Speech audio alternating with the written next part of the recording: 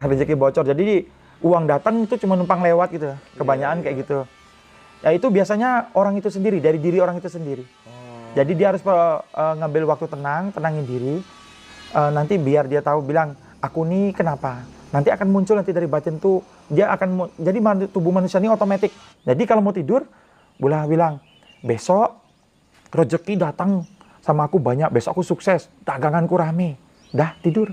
Gitu. Nanti di saat bangun tidur, kalau dia bangun tidur tiba-tiba tidak enak atau gimana, itu saya anjurin meditasi. Karena tidak boleh hari diawali tidak baik. Maksudnya tidak enak, kecut, marah, tidak bisa. Sodako yang benar-benar tuh beda dengan sodako-sodako biasa. Jadi saya kasih tahu ciri khas sodako yang benar ya. Misalnya kita sodako, setelah orang itu menerima sodako, hati kita tuh bahagia banget, kayak bahagia banget. Nah itu sodako yang benar. Nanti turun cahaya dari langit itu, warna putih, masuk ke dalam diri orang. Dari Mbak Kristanti lagi kan Budi. Lalu bagaimana dengan orang yang bekerja misalnya dagang dan dagangannya laris, tapi keuangannya tidak berhenti? Maksudnya gimana ini? Dagangannya laris, tapi keuangannya itu maksudnya gini mungkin ya, selalu habis terus gitu mungkin ya. Gimana itu? Jadi dia proyeknya besar, tapi yang dia masuk rekening sedikit kayak case seperti itu kan banyak tuh. Gimana tuh? Itu ada banyak tuh namanya rezeki masuk, bocornya besar. Itu biasanya rezeki bocor ya? Iya, rezeki bocor. Jadi uang datang itu cuma numpang lewat gitu. Kebanyakan kayak gitu. Ya itu biasanya orang itu sendiri, dari diri orang itu sendiri. Jadi dia harus ngambil waktu tenang, tenangin diri.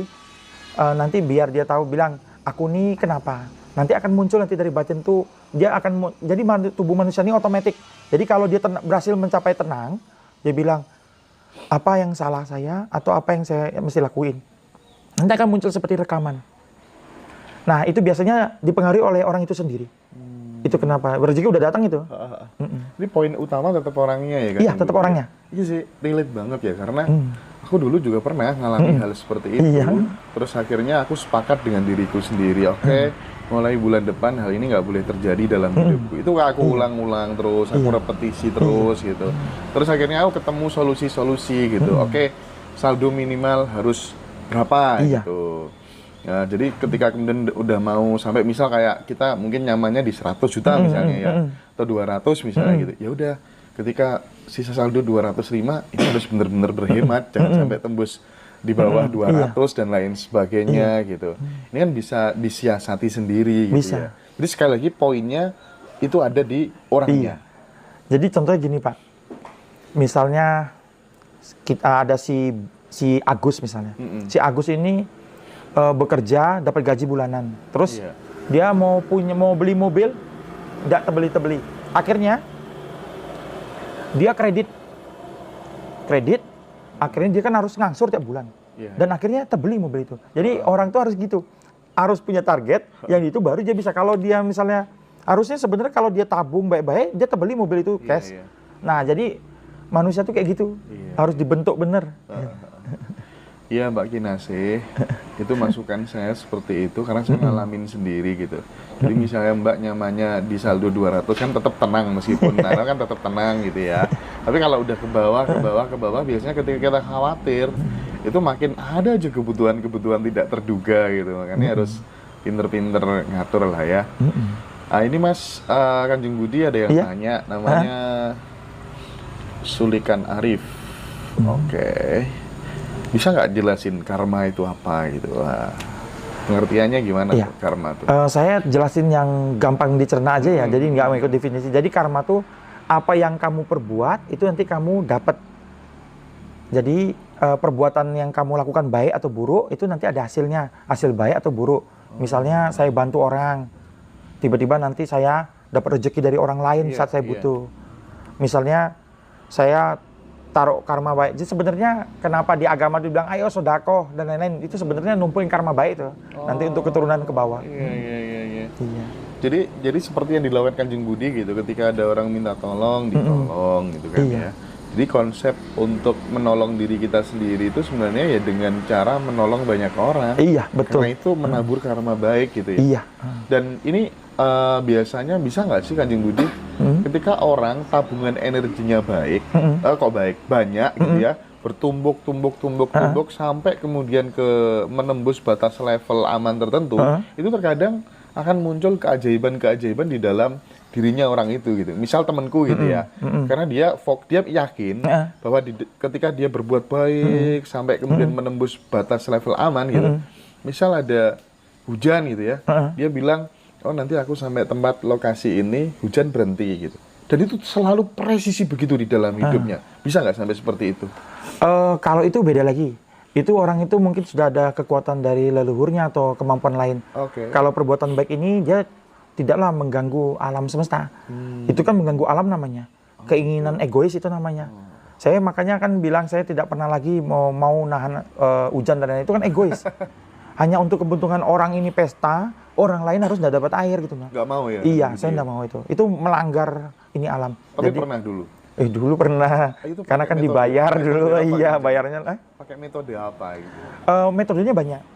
Kalau yang dari Islam ada ayatnya kan, Al-Kahfi ya kalau salah itu. Itu nanti digeser-geser. Kalau dalam hipnoterapi, jadi hipnoterapi yang paling hebat. Dia harus samain frekuensinya dengan awan tadi, sampai nanti terasa nyaman di dirinya, baru nanti dia mulai geser. Itu tanpa ilmu, hipnoterapi. Jadi pawang hujan tuh banyak ada. Nah kalau yang pawang hujan biasa, dia pakai keris, jin, nanti dia hujannya berpindah. Lalu ada orang pakai mantra, hujannya berpindah. Kalau di kampung saya, dia baca mantra. Nanti dia gerakin pindah. Nah, kenapa? Orang kan banyak bertanya, kenapa kok bisa hujannya pindah? Kan itu dari Gusti Allah turunnya. Karena yang tugas nurunin hujan tuh ada petugasnya. Jadi Gusti udah supin semua alam ini, ada petugasnya. Jadi berbeda-beda aja. Dia kadang-kadang ada jin tertentu atau ada malaikat tertentu. Jadi dia bertugas nurunin hujan situ. Nah, ada juga kalau orang meluki teknik Rogo Sukmo, dia akan masuk ke sono. Nanti dia ngomong, tolong bisa nggak hujan digeser. Jadi ada petugasnya. Setiap alam ini bukan, jadi orang lihat kan otomatis semua di alam ini. Tapi ada yang bekerja di situ. Kalau kita bisa lihat, gitu. Jadi tidak ada yang tidak bekerja. Makanya dunia kita ini penuh banget sama orang-orang goib-goib yang bekerja yang memang semua pekerjanya dari yang Gusti. Gusti Allah tuh punya sub-sub di bawahnya banyak. Gusti hanya duduk aja. Jadi tapi kalau manusia kan Gusti ada sendiri dalam diri manusia masing-masing. Nah, makanya kenapa hati-hati banget dalam mencipta. Kesalahan orang selama ini Pak Indra, dia mencipta. Karena ada roh yang manusia itu kan berasal dari Gusti. Jadi ada Gusti sendiri dalam diri mereka mencipta takdir mereka sendiri. Oh, manusia bisa menciptakan takdir hidupnya. Misalnya, sendiri. Pak Indra bilang, wah ini saya harus nyari ini nih, baru bisa mencapai 10 juta nih subscriber saya, atau 20 juta. Bapak ciptain sendiri loh takdir Bapak. Bapak harus sana sini berarti, itu 10 juta. Jadi itu orang nggak nyangka. Misalnya, saya gaji segini, nanti mau beli ini paling gini. Dia ciptain lagi takdirnya sendiri. Itu yang nggak bisa. Tanpa disadari itu. Iya, itu tercipta loh. Karena adanya roh, adanya nur tadi dalam diri manusia, jadi cipta itu muncul. Berarti misal nih ya, misal sebelum tidur, seseorang nekat gitu ya. Aku ingin meninggal tahun sekian, hari ini, jam sekian, tanggal sekian gitu. Dan itu diulang-ulang terus. Mungkin nggak itu benar-benar bisa jadi kenyataan? Atau mungkin geser sejam, 2 jam bisa jadi nggak? Kalau itu diulang-ulang terus? Bisa, saya jelasin ya. Sebenarnya ini rahasia ya. Saya pikir dulu ya. Boleh diumum atau enggak ya? Karena nanti orang dengar semua, orang tahu ciri khas sebenarnya rezeki itu bagaimana. Jadi gini,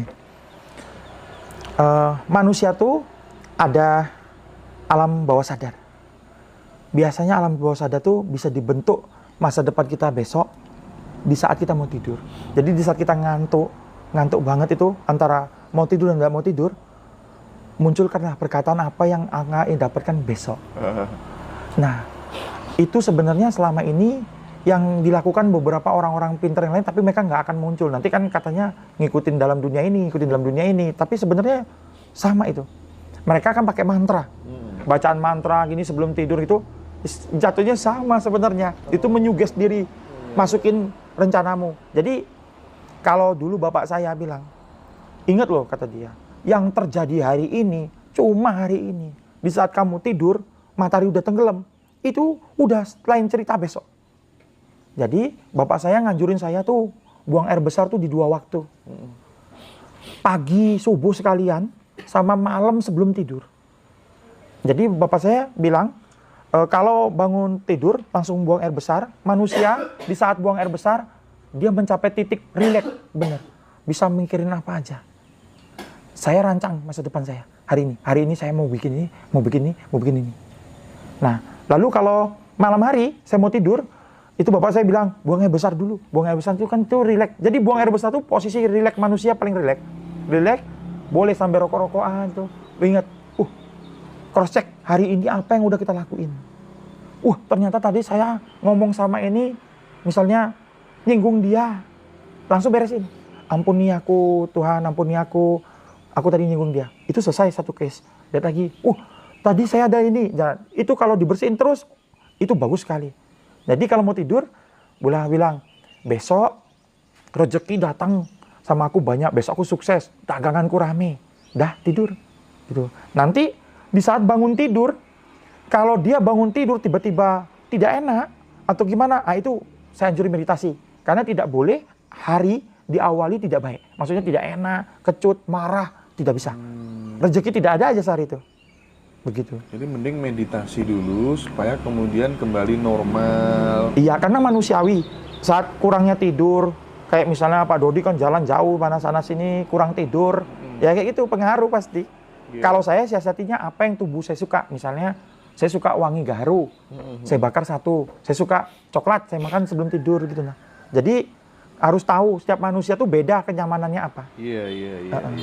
Dari jawaban Ki Budi tadi, berarti kan manusia itu punya kontribusi dong untuk menentukan dia mau usia pendek, dia mau usia panjang gitu. Sementara di dalam berbagai macam belief dikatakan bahwa mati itu yang nentuin Tuhan, bukan kamu gitu. Tapi kenyataannya kalau misalnya andai kata kemudian kita dengan case tadi, kita bisa berkontribusi lewat suara yang diulang-ulang, direpetisi gitu, dan itu bisa terjadi. Itu gimana itu kan ini? Jadi gini, kalau mau ngikutin takdir manusia benar, memang udah ada jalur takdirnya. Cuma hebatnya manusia ini diberi kebebasan untuk memilih di masa dia hidup. Jadi Tuhan itu ngasih kita kebebasan milih jalan kita. Misalnya, kalau orang ini mau milih meninggal cepat, kan dia makan aja yang tidak baik dan lain-lain, bunuh diri, itu kan menjadi cepat. Atau dia lakukan hal-hal yang ingin umur panjang, seperti misalnya kalau kayak di Hong Kong kan, atau di Cina, atau di Jepang, kan mereka panjang umur semua. Kita tanya, makannya sayur, ini. Jadi mereka tuh bisa untuk lakukan itu. Jadi manusia ini hati-hati banget karena ada daya cipta yang muncul karena adanya roh tadi dalam diri manusia yang berasal dari Gusti Allah tadi. Jadi dia punya power, daya ciptanya muncul. Jadi sebenarnya kita ini kalau mau ngeluarin potensi diri, bagaimana kita mengeluarkan potensi dari dalam itu. Makanya manusia ini mengerikan. Kalau semua terbuka, dia udah istilahnya memiliki kekuatan yang luar biasa di dunia ini. Karena itu kan berasal dari cahayanya Gusti Allah dalam diri dia tuh. Berarti kan pengetahuan semua kekuatan itu berasal dari sana.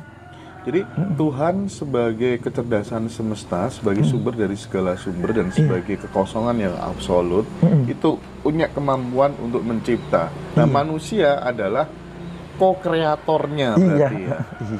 Dia pencipta kedua setelah Tuhan. Iya. Kita pencipta, kalau saya bilang yang gampang kecil-kecilan gitu. Iya, hidupnya sendiri. Meskipun itu adalah bahkan itu adalah kematiannya sendiri pun bisa dia. Iya. Oke, berarti sekarang kan ketemu jawabannya.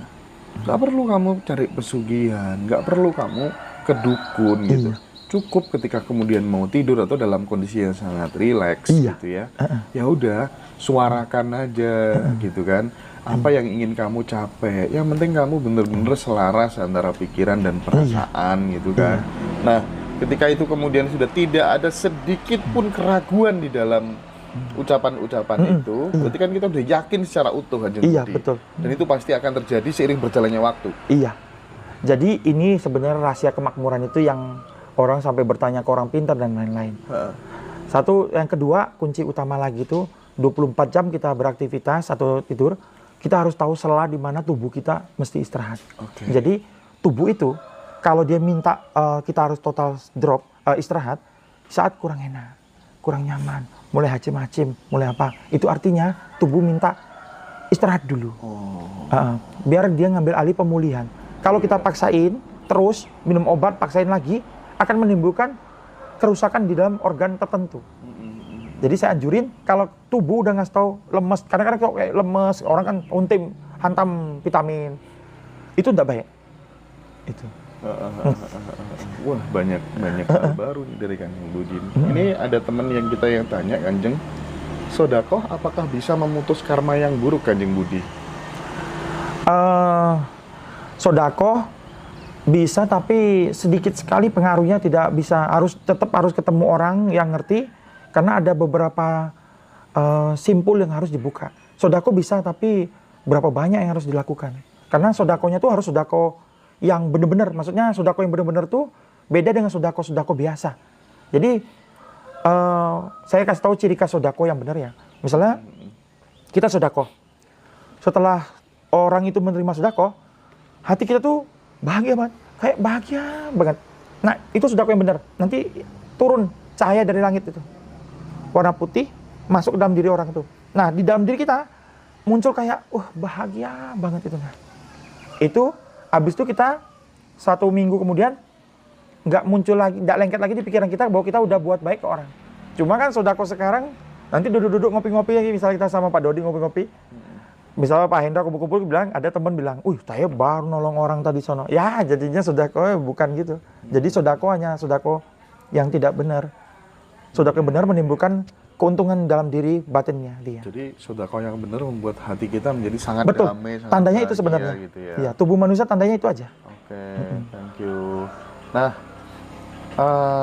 apa yang bisa memutuskan karma buruk gitu? Ada ungkapan 1000 kegelapan lenyap hanya dalam sekejap mata dengan kesadaran gitu. Nah, kalau terkait dengan karma buruk, menurut Kanjeng Budi, cara memutusnya bagaimana? Kalau untuk memutus karma buruk, memang sebenarnya letaknya dalam kesadaran. Makanya saya bilang harus ketemu orangnya harus ketemu orang yang lebih mengerti, karena kita harus membuka kesadaran tadi. Jadi kesadaran itu sebenarnya magnet lengketnya karma buruk. Kalau dia bisa, ibaratnya manusia itu berada dalam tempurung. Karma buruk itu tempurungnya. Nah, kita sebenarnya teknik misalnya didoakan, ritual ini, ritual itu sebenarnya intinya cuma untuk membuka tempurung tadi. Gitu. Cuma karena orangnya kan ada orang yang spiritual. Kalau kita mau langsung kasih pengertian kan dia nggak terima. Tapi kalau kita bilang ini doanya, ini caranya, terbuka tempurungnya, dia lepas dari karma. Sebenarnya itu kesadaran membuat orang lepas dari karma. Jadi orang seperti Kanjeng Budi itu nggak gampang karena udah dijadikan sebagai figur otoritas. Jadi ngomong harus bener-bener hati-hati. Iya, bener-bener hati-hati. Iya, harus bener-bener hati-hati. Kalau kayak saya ini kan udah disumpah kami di keraton, kelakuan, tindakan tuh ada hukum goib yang mengikuti. Jadi kalau saya nabur yang tidak baik itu terjadi dalam hidup saya sendiri, ngebalik dia. Jadi saya hati-hati banget kalau berlaku apa segala macam hati. Misalnya kita udah terlanjur salah, ya tinggal minta maaf yang penting. Yang penting manusia tuh di saat dia berbuat dosa, dia tahu bahwa itu salah, minta maaf, itu selesai. Dan jangan diingat lagi. Mau jatuh lagi ke situ, ya minta maaf lagi, selesai. Jadi yang susahnya ini manusia ini selalu ada namanya roh yang gini terus. Kamu tuh kemarin udah buat gitu, padahal udah minta maaf. Penuduh. Roh penuduh itu di setiap manusia ada. Jadi yang harusnya maaf dari Gusti Allah sudah, karena dia pikirin lagi, jadinya muncul lagi. Ingat baik-baik, penuduh itu harus hilang dalam hidup kita. Kalau penuduh ada terus, selamanya kamu tidak akan keluar dari dosa itu. Menarik banget nih Kanjeng Budi. Selalu ada hal yang baru nih. Teman-teman jadi semangat semua, fan-nya jadi semakin banyak gitu ya. Thank you ya teman-teman semua yang hadir pagi ini. Kita menggali lebih dalam lagi tentang ini sosok unik dari Kanjeng Budi yang sekarang make nggak tahu tuh kalung apa namanya. Aku tadi mau tensor, lupa terus tuh. Kalung apa sih Kanjeng Budi? Ini tensor, ini kalung hasil dari fisika kuantum, rumus fisika kuantum. Jadi tensoring namanya. Jadi dia frekuensi. Jadi ilmiah. Beliau itu di samping agak klinik juga ilmiah ya, dikombinasikan ya. Ya karena kan yang datang ke tempat saya itu ada profesor, ada doktor, guru besar. Jadi mereka semua dari latar belakang ilmiah. Jadi kalau mereka datang ya saya bicaranya ilmiah. Saya tidak bicara misalnya kayak ada dokter dari mana nanya tentang, kan ada kedokterannya ada baru nih, meridian. Di kedokteran kan mereka masih tabu meridian itu apa. Itu kan berhubungan dengan cakra energi. Jadi mereka datang, saya harus bicara seperti pola pikir mereka. Jadi saya biasanya kalau nyalam orang, habis itu suruh orang tuh ngomong, di situ saya nilai orang tuh, mereka nih sisi mana, logika atau perasaan. Baru saya bicara di sisi mereka. Jadi nggak pukul rata orang logika saya bicara perasaan, langsung nutup dia. Tapi kalau saya masuk ke logika dulu, baru saya dorong sedikit ke perasaan, buka dia. Seperti itu. Enaknya kalau perspektif luas itu kita bisa menempatkan diri gitu. Iya. Oh ini naker orang, itu bisa naker Betul. orang gitu ya. Iya. Oke, aku pakai pendekatan model begini. Iya. Gitu ya. Seperti Baik. itu. Cuman yang jadi masalah ketika orang mau sowan itu tidak koordinasi dulu, tidak janjian dulu, terus tiba-tiba datang gitu ya. Iya. Mungkin ya kasihan gitu kadang ya. Karena saya tuh Pak, kalau orang datang, dia udah ngomong keluarnya tuh, ya saya harus beresin sampai selesai Pak, sampai ini. Jadi kan waktu tidak menjadi masalah gitu. Iya. Jadi orang yang datang lain-lain nunggu bagaimana. Baik. Sedangkan itu waktu itu penting sekali.